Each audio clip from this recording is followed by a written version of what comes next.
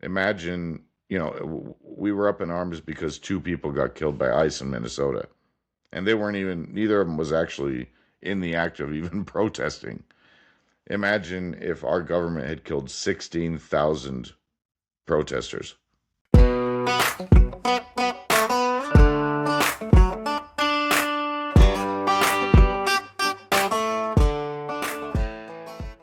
Hey, everybody. Welcome back to Reason Rises with myself, Doug V. Thank you for being here. Just wanted to do a short little thing on the war in Iran, the Iranian war. I don't know what we're going to wind up calling this inevitable quagmire. But I had a couple of people approach me today, as they always do, if anything political or geopolitical is going on, saying, "Okay, Doug, what do you have to say?" So, to be honest, I'm going to cheat this time. I did a post on Facebook that actually originated as just a text message to one of my buddies. So I'm just going to read that to you, and then I've got a couple of other things to go over real quick here. So I'll keep this short for you guys. And again, this is my immediate reaction. It's been a few hours when I wrote this, and honestly, now it's 9:37 at night on the West Coast. Not a lot has changed. But this is what I have to say with just a few hours into it. Everybody from Israel to Bahrain to the United Arab Emirates is being attacked as retaliation, not to mention a bunch of our bases. The Ayatollah is dead. I saw unconfirmed reports that the president may be dead as well. We've created a power vacuum, and all of this is to ignore the fact that we are talking about a populace which has no guns, meaning they've been offered, quote unquote, their own government back and have no way to take it. Which, as we both know, again, this originated as a text message, which, as we both know, means the nearest powerful warlord or gangster could be in the running, as could any number of paramilitary groups previously stood up by Iran or the IRGC if we don't crush them.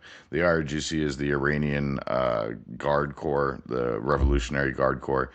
They're kind of a mix of SEAL Team 6 and the Secret Service and mercenaries. I mean, I don't know how to describe the IRGC, but for all intents and purposes, they're the big bad guys in Iran, if you're not familiar. So they may take over if we don't crush them. Now, speaking of the IRGC, they have closed the Strait of Hormuz and don't seem to be folding anything like the official militaries of Afghanistan or Iraq numbers 1 or 2. Strait of Hormuz, it's Strait, if you want to go look it up. Major area of throughput that a lot of not only goods move through, but a lot of oil. So expect gas prices to spike in certain areas of the United States, depending on whether or not your refineries are getting oil from that area. If not the United States, then other places around the world can expect a little spike. Those are just the angles I'm coming at it from in the first hours.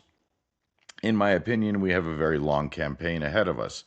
These people's memories are short. Our government and civilian heads of our military are inept and woefully uninformed.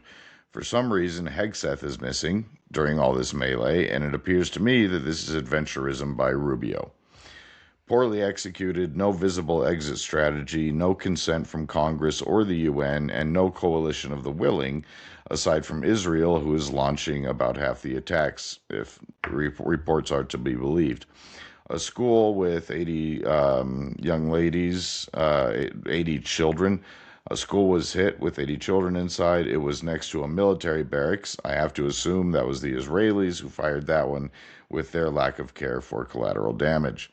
I am happy to see the Ayatollah gone. He's been a 30-year thorn in the side of the world, but with no propped up leadership and no visible plan for the regime change, I dismiss out of hand anybody claiming this is going to last for a couple weeks. Bullshit.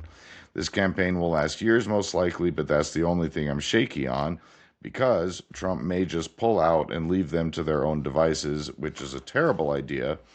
and is going to leave less predictable leadership for which we don't have decades of playbooks the way that we do for what was the current leadership. The follow on effects will quite literally last forever. So that's what I have to say on that right now. Tomorrow, I'm going to do an episode with Ewan, our buddy Ewan Allison. He's going to come back. We're going to do some analysis, talk about this a little more, but there's three other points I wanted to hit, or maybe two, I'm not sure here. One thing that I've been asked at least twice today, Doug, is this World War III? No, it's not World War III. A lot of the world may wind up getting involved in this conflict. There's no doubt that it's a conflagration across the Middle East.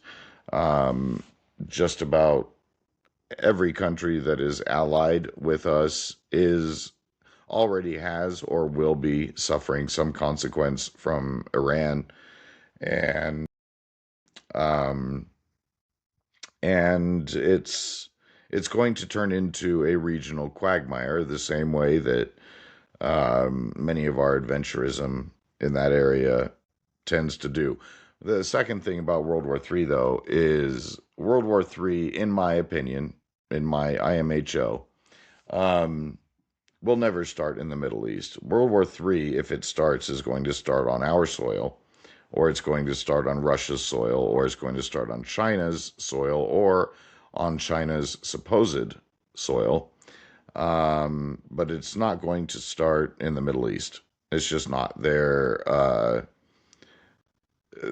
problem is that any conflict that is centered on a Middle Eastern state is not going to have enough interest to solve from the populations of the countries that might get involved in a World War III. Again, IMHO, but it's kind of the way that um, you know for a fact that if all the streets are going to be redone in your town, the first place that they redo is not going to be the ghetto where they need it the worst. It's going to be the roads and the streets that the rich people use. And then maybe one day they'll get to the ghetto.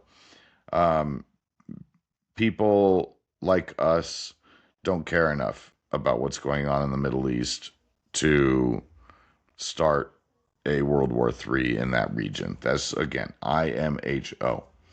Um, Another thing people need to keep in mind is that Iranians are very much like us, despite the fact that they've been under the rule of these Ayatollahs for 30 plus years.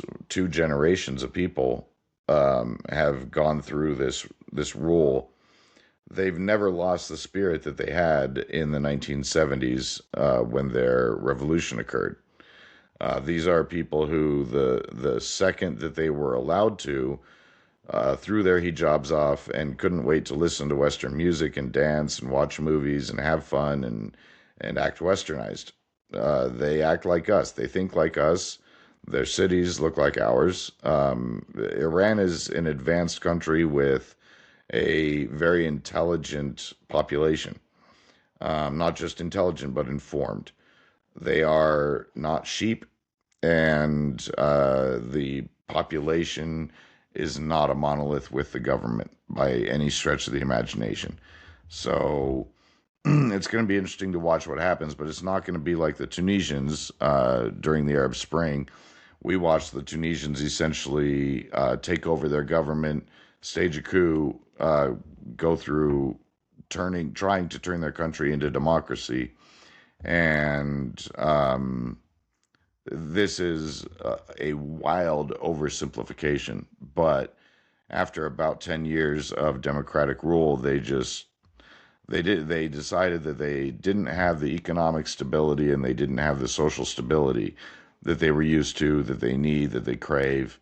And so they essentially acquiesced to a takeover by a hardliner who was somewhat authoritarian.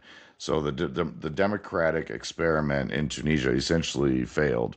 And the reason, in my opinion, or from my view of the situation from outside, was that the population just couldn't handle democracy. The Iranians absolutely can handle democracy, and they can do it well. And we need to support that population in whatever transition they're about to go through, which is going to be difficult because of the power vacuum that we've created. Um, Last but not least, someone asked me, isn't this one more unconstitutional move by Donald Trump that he's starting a war and declaring war without the consent of Congress? Now, Congress is the only body that can declare war. That is in Article 1, Section 8 of the Constitution, that only Congress shall have the ability to declare war. Now, from Trump's point of view, and I can't fault him for this, especially after what we essentially supported Bush and Obama in doing. Um, Firstly, there is an AUMF, an authorization for use of military force, that went into effect around 2001, might have been 2002. And that essentially allowed presidents to do any strikes they want as long as they're against terrorism. It was the spirit of what that AUMF was for. And it basically gave them a workaround around Congress to do warlike things without actually declaring war, because when you're in a war against terrorism, there's no state that you can name and say, we're going to war against these people. Terrorism is an idea. We're going to war against an idea. And that means that the people who espouse that idea could be in any country at any time. So the president needed the ability to do quick attacks against just about anybody as long as they were connected to terrorism. The technology was a lot different back then. We didn't have the surveillance capabilities and stuff that we have now. So it was in our best interest to allow the president to hurry up and take anybody out, especially if there was imminent harm that was about to come to anybody. On top of that, the Constitution specifically says that Congress has the ability to declare war. If I were Trump, I would say, I haven't declared war.